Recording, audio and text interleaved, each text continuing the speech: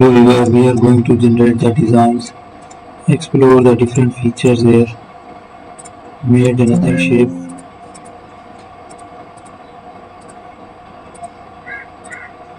So there it is.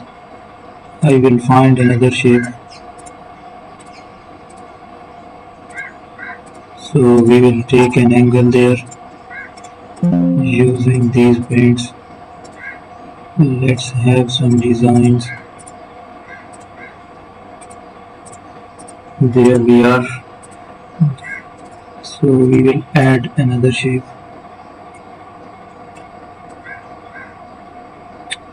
So we will have to take that designs. Thank you for watching the video. Don't forget to subscribe my channel.